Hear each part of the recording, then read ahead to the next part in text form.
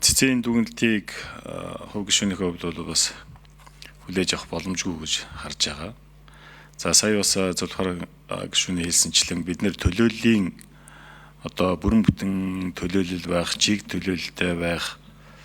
За төрийн байгуулалт маань одоо ард иргэдээсээ сонгогдсон бүтэн төлөөллийг бий болгосон ийм одоо улсын их хурл бүрэлдэх ёстой, парламент бүрэлдэх ёстой гэдэг өнцгөөсөө бас хууль тогтоогчид маань харах зүйтэй байхаа гэж харж байгаа. За энэ хэрвээ бид энийг хүлээгээд авах юм бол энэ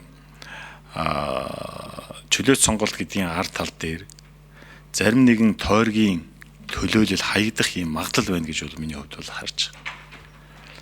Өөрөөр хэлбэл бид бол бүсчилсэн хөгжлийн үзэл баримтлаа хүлээж аваад Монгол улс бүсчилсэн байдлаар одоо хөгжих энэ нөхцөл байдлыг бол бий болгосон.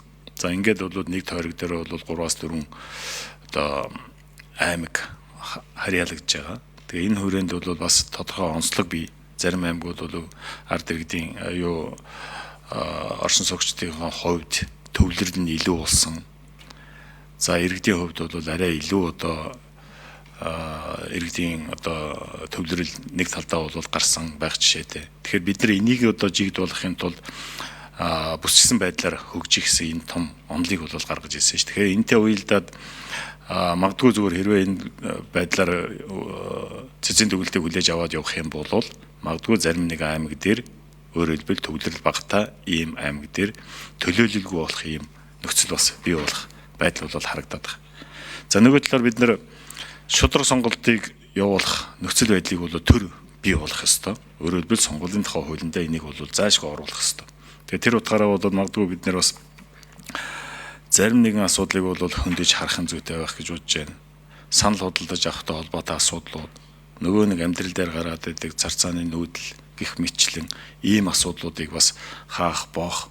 Энэ асуудлыг бас бодолцохгүй бол магадгүй зүгээр бас тодорхой хүрээнд ажиллаа, тодорхой одоо ийм хууль бус үйлдэлүүдийг хийгээд тэгээд эндээсээ одоо тухайн иргэн болоо илүү саналын эрх авах, илүү санал авах ийм нөхцөл байдал. Өөрөөр хэлбэл тэгш бус ийм санал авах ийм нөхцөл байдал бас бий болох байхаа гэсэн ийм байдал бол харагдаад байна. Тийм болохоор бас зөвхөн гишүүнтэй санд нэг байна. Энийг цаашдаа бол дахиад нэг байнгын орон дээр бас сайн дүгнэлтээ үзэх хэрэгтэй байх.